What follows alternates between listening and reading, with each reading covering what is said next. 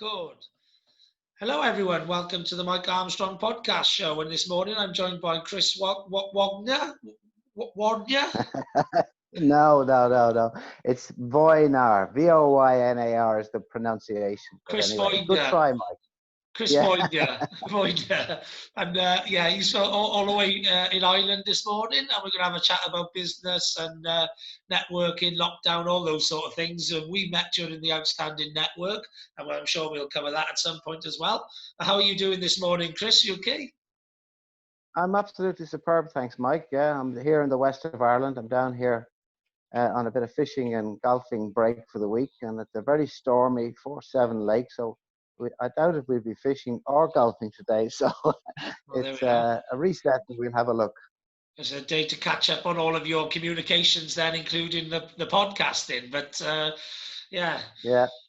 Okay, so the place I usually like to start with people, because obviously it's very topical, especially as I started my podcast in the lockdown, and obviously things are starting to come out now, out of lockdown, but it's still very topical. What have you been doing in the lockdown? How's it affected your business? And have you done any pivoting or anything different during that time? Well, as you know, Mike, I've been in the retail business in home decoration products for over nearly 50 years. And the lockdown was the sort of retailing that you might have always, we might have joked, listen, if all our customers could just ring up, pay for their product beforehand, collect it, wouldn't that be great? And that's exactly what happened during the lockdown, because obviously everything was closed, but people were at home. They started painting. We ran out of paint very, very quickly. It was all sold through Facebook and Instagram, and so we were very, very busy while still adhering to the rules and the regulations and social distancing, etc. But on a number of occasions when we were stopped by the Garda over here and asked where I was going and all the rest of it, and my answer to them was, look, I'm not doing anything different than Amazon are doing, or I'm just delivering the product. And the lockdown, it was good for the retail side. So that's the way we handled it. Yeah, definitely. So you become more, like you say, like an Amazon, like an online or a website or a social media ordering platform with a delivery service. Yeah, exactly. So but most of the customers, it was pick and collect at the door, and realistically, we didn't even have to turn the lights on in the shop, so it was very low overhead and very high sales. So it was retailing. Yeah. It was good timing for you then. Yeah. So like a lot of us businesses who were doing stuff online anyway. You already had Facebook and the website and a lot of infrastructure set up. So pivoting wasn't too hard. There have been other retailers and other businesses who had to maybe set up some of that infrastructure, set up apps or set up, online sites in order to be able to start taking transactions. But once they got those out of the way, then most of the retailers have then been able to just carry on trading then. Yeah, well, we actually had to shut down the website because a lot of the product that people were wanting just wasn't available. So we diverted it all to Instagram and mainly Facebook, and people would ring up. They'd ask for what they wanted. We could either we were only able to cater for, I'd say, about a third of the demand, because the suppliers were in lockdown and they had logistical problems replenishing the stocks and all that sort of thing. So the sales were very, very good, but we could have done 3 times the amount of business. But look, that's the way it goes, Yeah. Well, it's always good to, there were some people who were completely locked down, if you like, and not able to pivot. And there were some people who were locked down on one business or their main business, but they managed to set up and pivot another. So, whichever. It created a lot of opportunities as well, and woke people an awful lot woke people up to the other opportunities that are out there. But then there was a lot of people who decided, oh no, this is like a holiday. I'm getting paid to be at home. But look, that's everybody meets the challenges in different ways, don't they? Yeah, definitely, definitely, and obviously you're very experienced in retail. So I usually ask people a little bit about their background, but I know your background, but maybe for our audience you can give us a little bit of your retail background, etc. But also I know you do a lot more than Yeah. just the retail as well. So do you want to give us a sort of full picture of what you do and what different businesses you're involved in? Yeah, well, as I say, I started out working in my dad's business, which was my grandparents' business before that. My mum and dad bought it from them, so it's moved on into third generation. And very, very few family businesses actually managed to get past the first generation. So we're in the we're third generation, and I started working at the counter at 13 during every time I had a break, and then went in full time at 17. And came from, I suppose, a privileged background. Was brought up in the leafy suburbs of Foxrock, Dublin 18, private school, all that sort of thing. And then the business got into trouble, and we started again from one shop in Capel Street by taking over a family business that the gentleman was retiring, a Jewish man called Mr. Wojnar in Capel Street, and we sold mainly decorating products specializing in wallpaper. Wiggeters was the first wallpaper shop in Dublin, established in 1783, and it had gone through a few families, from Wiggeters to Mr. Wieners to the Wojners. So everybody thought, oh boy, this is a business passing from one Jewish family to another.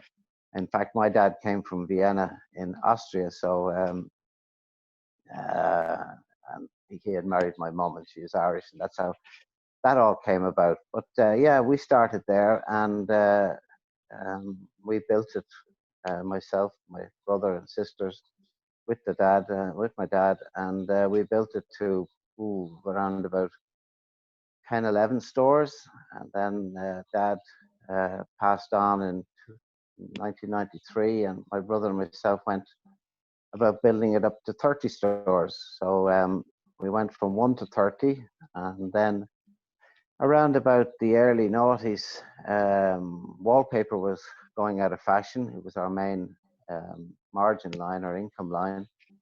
We were up against the B&Qs and in Ireland, the Woodies and the Home Bases and all, taking what was basically the footfall by way of what they do is they'd use white paint as a loss leader to attract the footfall. And between that and what were uh, fairly restrictive upward only rent reviews in some of the stores, we had a good balance of freehold and leasehold. But the plan was out of the business that to generate enough business so we would use all the business to pay off the loans for the freehold properties and end up with a portfolio property for our retirement. Yeah, But we decided then that, look, we're beginning to push water up a hill. The market was very, very strong, and we started about disposing of the shops.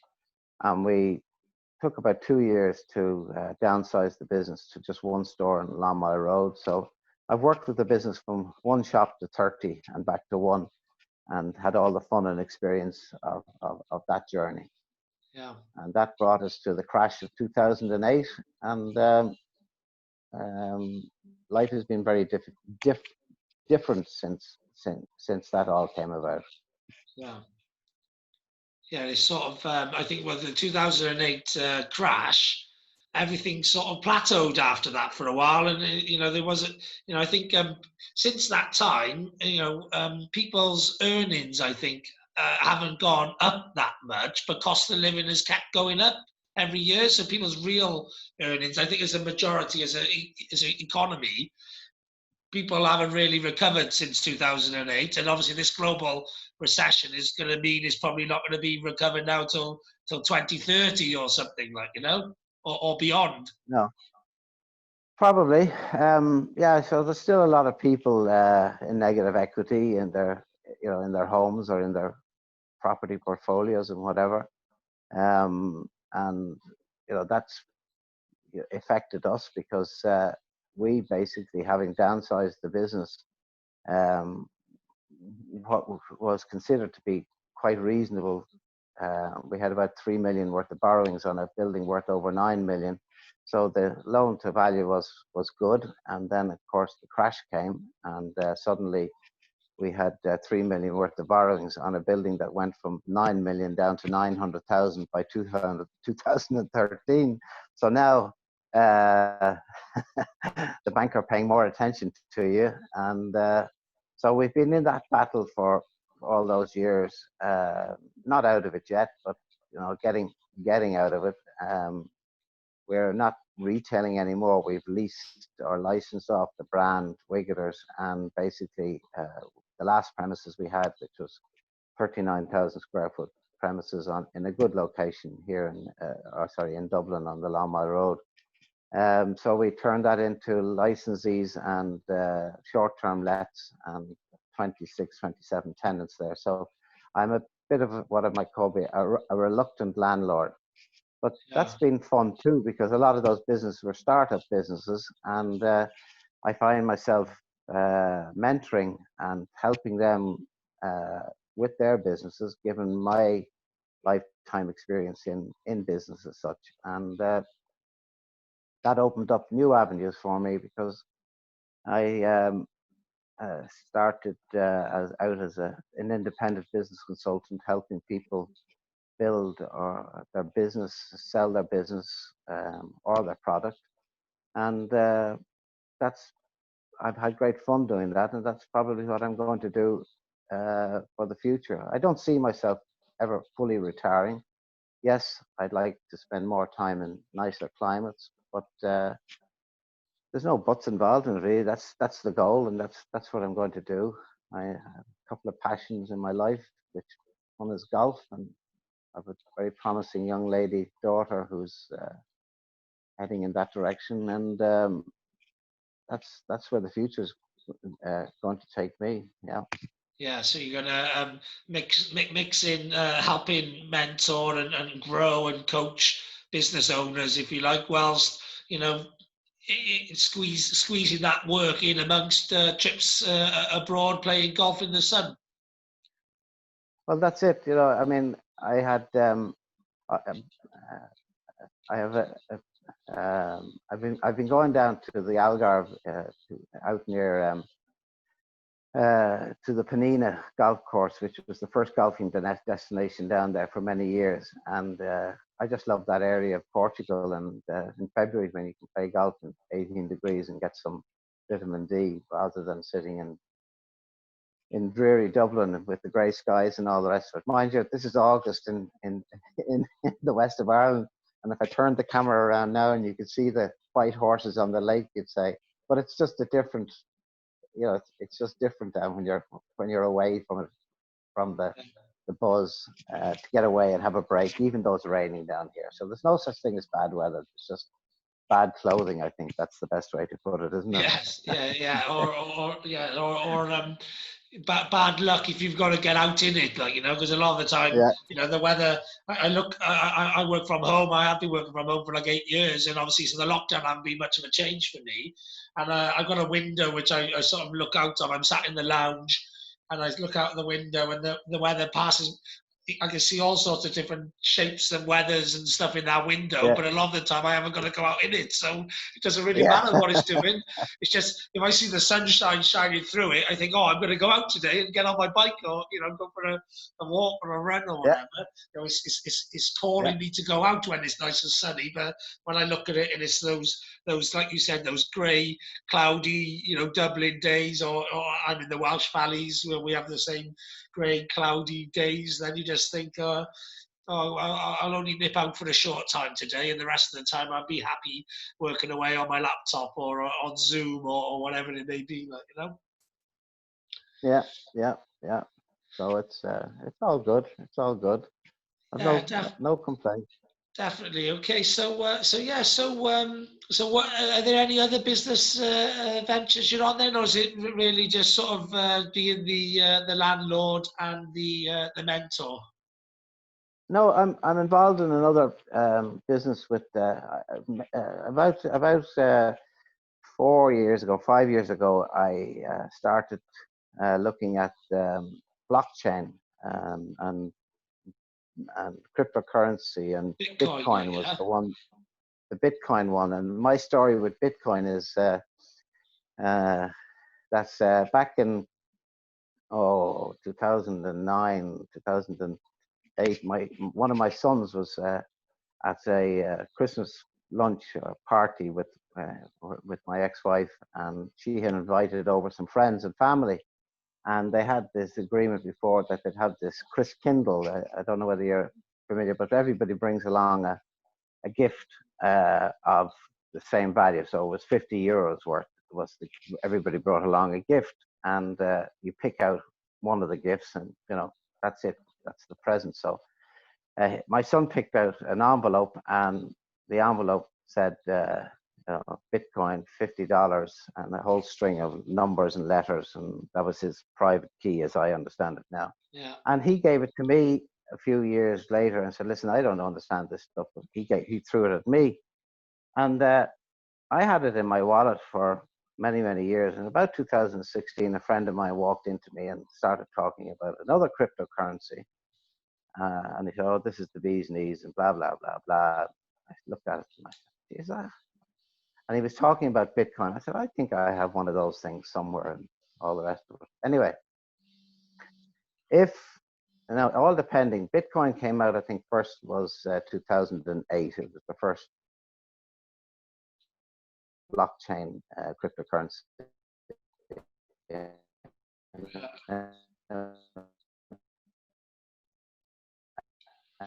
Uh, and if you divide €50, 666 bitcoins, it's 600 or 668. So I don't know, but this young fella who came was a nerdy 14-year-old kid they could never get off the internet, and he had been there from the beginning. So when Bitcoin went to $20,000, when I thought I was going through all my financial difficulties, I was actually sitting on an awful lot of money at some stage, somewhere between 66 million or something around that.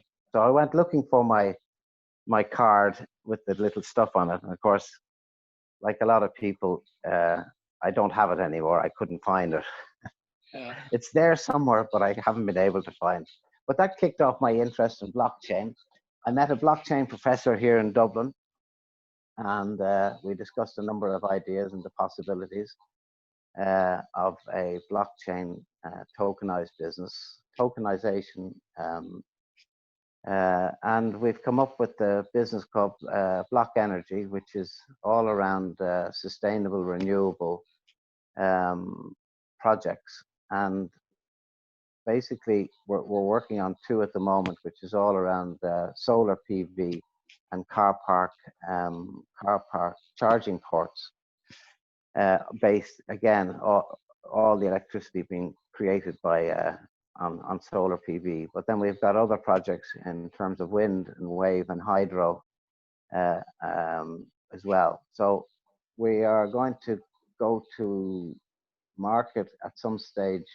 I would say, well, COVID has knocked things a little bit in its head.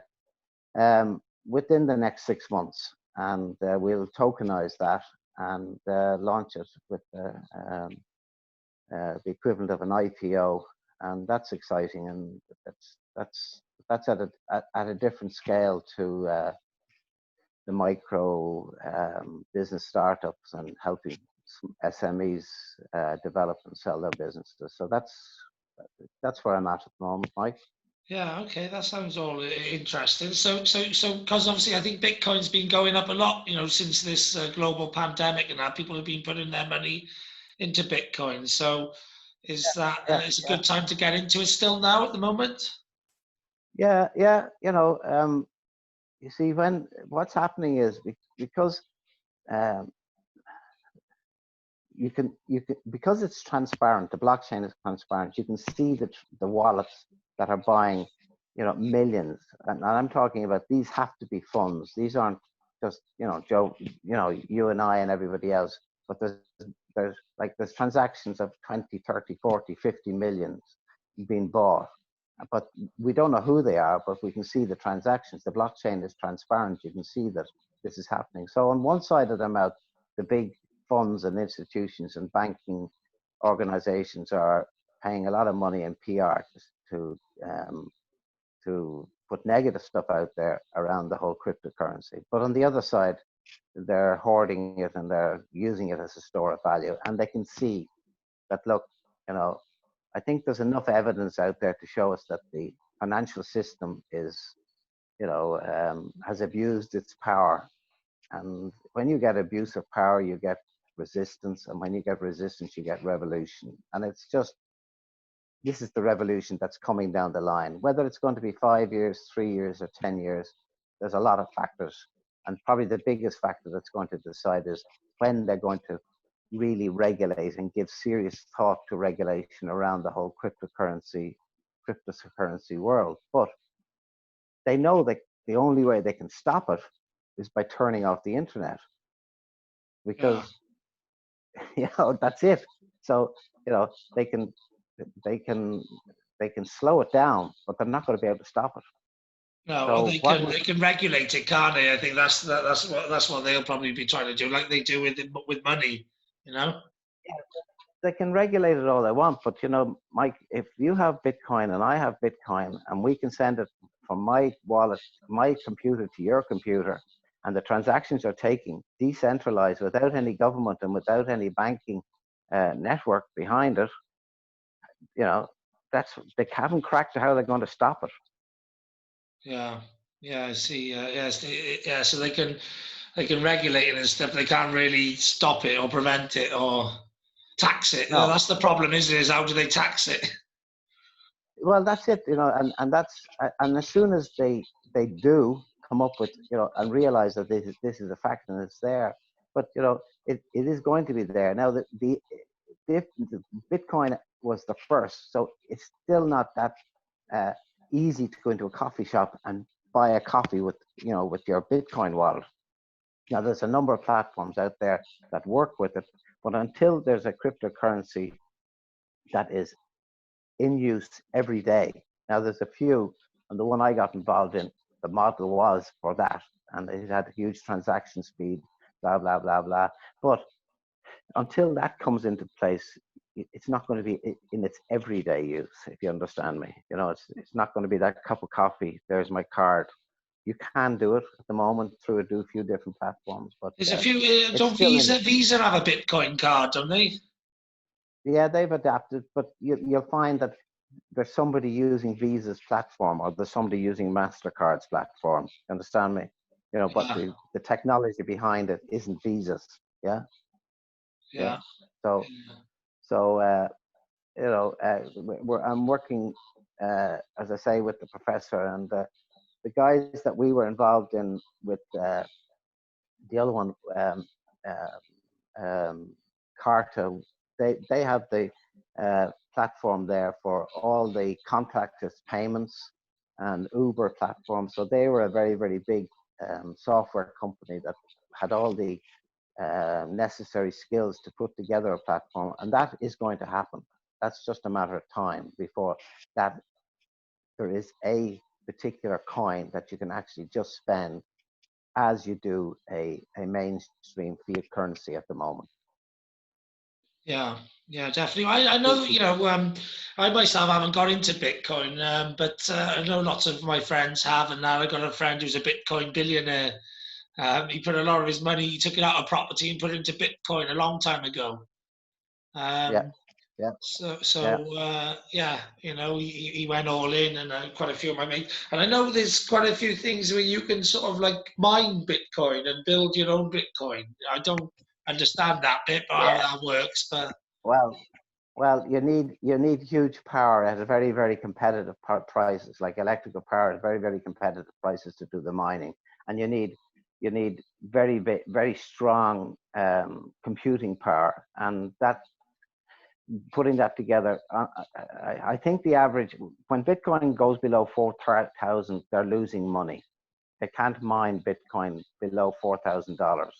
Now, they've just had what they call a a hard fork in Bitcoin there a few months ago.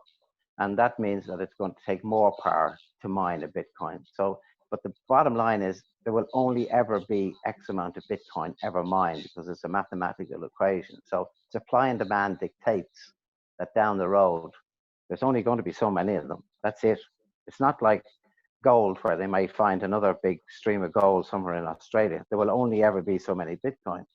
And I think everybody, most people out there think, oh, it's gone to whatever it is. I don't think it's somewhere near $11,000 or 9,000 odd euros or something at the moment, that I have to buy one.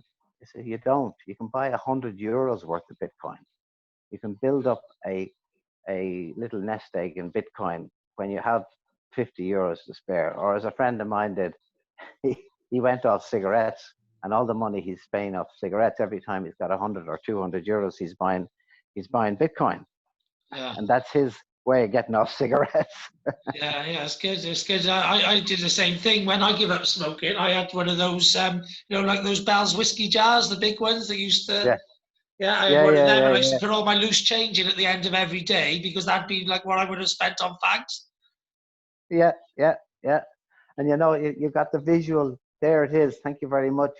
And now he's got an interest in his Bitcoin portfolio. That's, he started out at, I think he went in the early part of this year, February, March, when it was down around about 3,500. So like, he's getting a buzz out of giving up cigarettes, Yeah. Yeah, definitely. He's like, he's growing his habit. He's like, oh, I'm not on 20 a day anymore. I'm on 40 a day. Just sort of whack that Yeah, money in.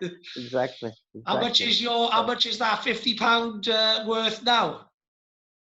Well, if you multiply 666 by $10,000, you've got,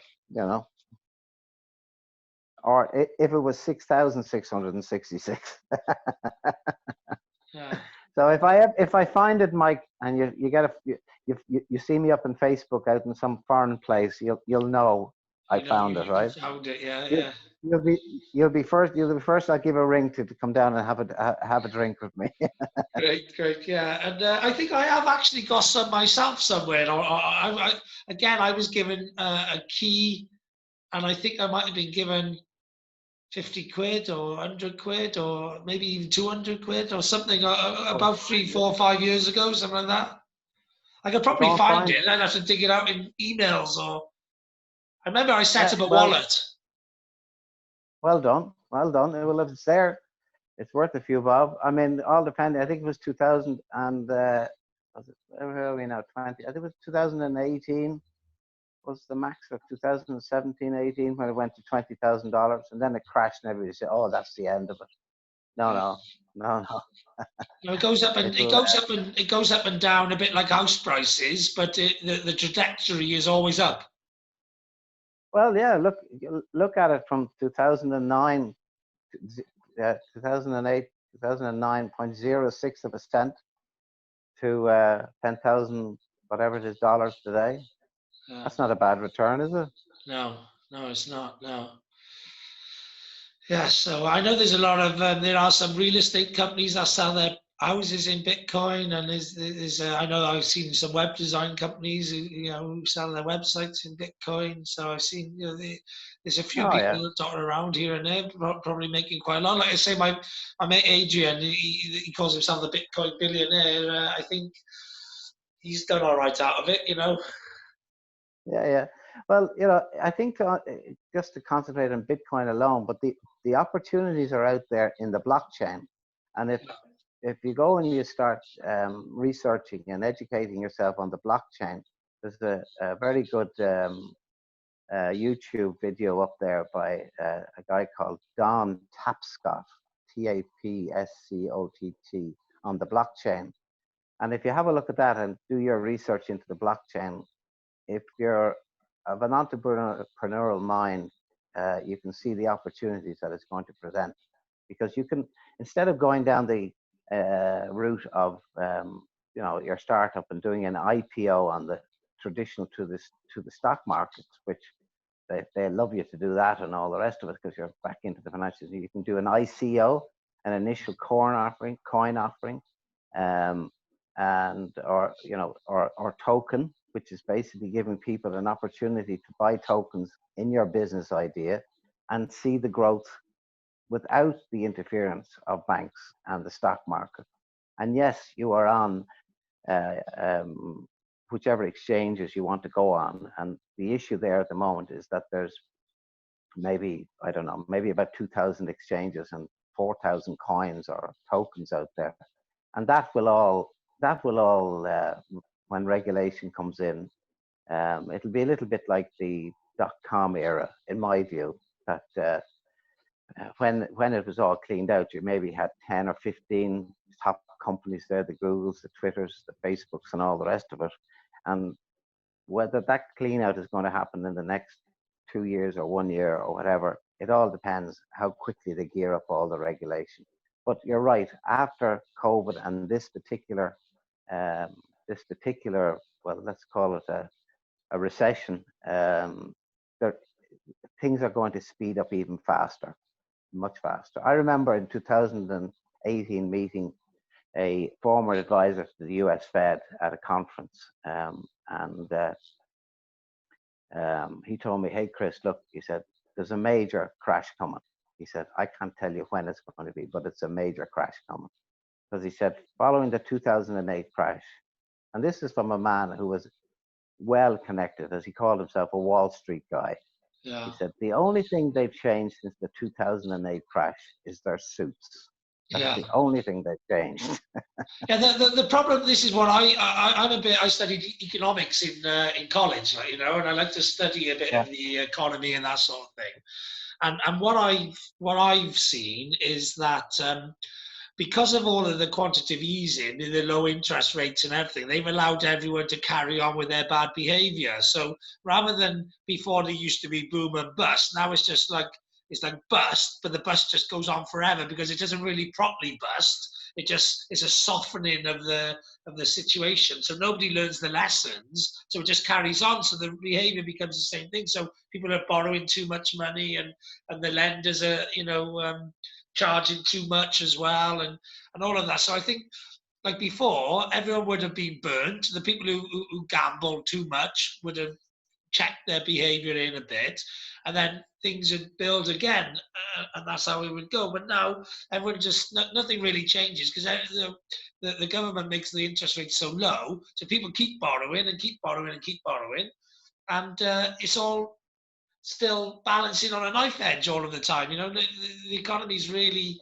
it only takes one thing, and we're all in a mess again. And I think this obviously COVID was one major thing, but it could be anything at any time. I think we're always susceptible to something changing in the economy, and then it being another bust and another problem for a while. But we've never actually overcome the last one.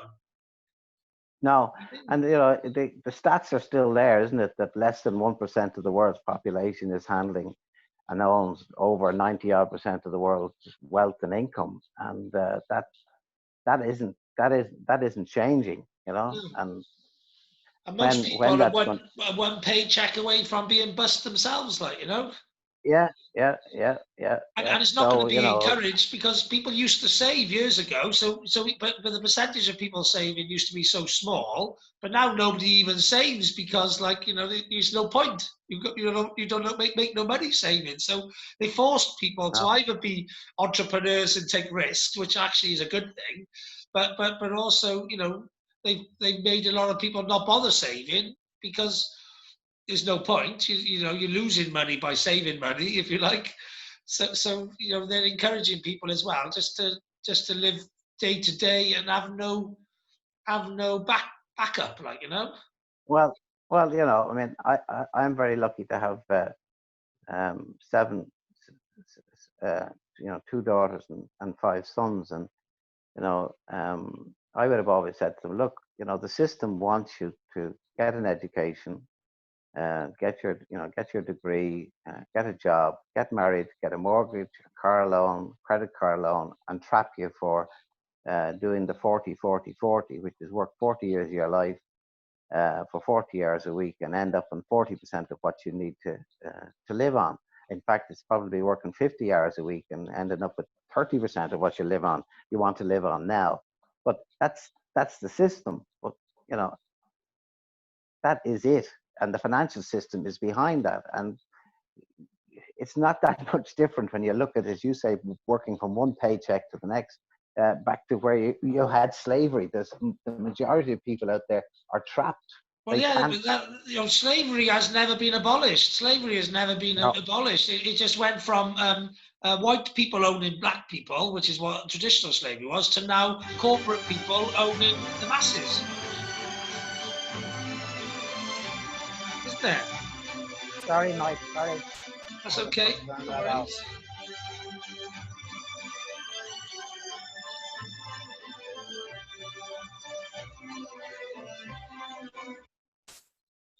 There we are. Are you there? Yeah, I yeah, don't know yeah. what the hell that came in. That must have That's been a. I don't know how I turned off the other thing, but it must have been a WhatsApp call. Hope you can edit that out of it anyway. Yeah, no, it doesn't matter. ITV have these things. Watch the telly and they have people freeze and things happen that unexpected. Is just part of life these days with technology, etc. But yeah, I think yeah. What I was saying was it's gone from sort of white people owning black people, which was what was traditional slavery, which is great that that's been abolished, but it's moved to corporate people owning the masses. That's it. Yeah, yeah, that's it. Slavery is exactly it exists. It's just in a different form. Yeah, yeah. And we here in Ireland are lucky in many ways to have these big tech companies. But I have nephews and nieces working in them, and I went into LinkedIn there last year and was brought around by my nephew, and great buzz and loads of people around. But there wasn't anybody under 40. In fact, I didn't see anybody maybe under 35. Yeah, So yeah, if they can get in and make plenty of old dosh in there, and because they're being uh, paid good money, but they're working long hours, and it's very intense. And good luck to them. But yeah, what's next after that? That's what one has to ask oneself. But that's it. But when it comes down to it, the backbone of our economy over here is still the SME, the small medium enterprise, art, family businesses, entrepreneurs. They're the backbone of most of the economies. and that's why I try and encourage more people to go into that as well, because at least when they're doing their slavery, because we're all enslaved, we're economic slaves, but at least when they're doing their slavery, it's on their terms. That's the way I Yeah, look at it. I'm, exactly. I'm an SME, but at least I get to shape my day. So I have Yeah, freedom outside of slavery by the fact that I can actually choose what I want to do when I want to do it. yeah, exactly. Yeah, exactly. Yeah, That's it. but I'm still Yeah, a slave, because we still got bills we got to pay and everything. So I can only do what I want to do when I want to do it to a point. I've still got to work, yeah, I've still got to enslave myself to the system in order to be able to live in the economy. yeah, yeah, yeah. And at the end of the day, I love the one. I don't know if you've ever met our psychologist friend, Dr. Francis Valur over here, and he has a famous thing. He says, "Listen, guys, die empty." In other words, don't take all those dreams and No. goals to the grave with you. Die empty. Do them. Yeah. Because and I know so many guys that maybe went into a particular industry, maybe even a civil servant or something like that, with ideas in their head, and when they retire, because they never ever explored all those ideas and goals. Um, Unfortunately, you know, they generally they don't have the great life in retirement because they've never lived their passions. Yeah, yeah, definitely. Well, I have the same sort of saying, if you like, or motto with life, which is live with no regrets, Yeah, yeah, that's it. That's it. So, That's it. yeah. So Well, I'm conscious we've both got other things we've got to do in our yeah, day. So, yeah, it's been yeah. great getting you on, Chris, and sharing some of your knowledge, experience, and wisdom with my listeners and my audience. How do people get in touch with you if they like what they've heard and maybe they want to have you do a bit of business consultancy with them, or a bit of I'm up. Bitcoin or anything else? I'm up there on Facebook, and my email, which you have there, and my status is there on Messenger, so, and WhatsApp, and my telephone number is fine. I can share that out with you, Mike. And look, I'm there. If any, I'm very open-minded to business opportunities, and whatever field they're in, and I love all the technology, and I look forward to meeting some of your network as well. And thank you very much for this opportunity. I really appreciate it, and I hope you have a wonderful day. Okay, brilliant. All right then. Yeah, thanks a lot for that. And there's nothing else left for me to say other than have a great day. I know I will. And thanks very much for listening. Well,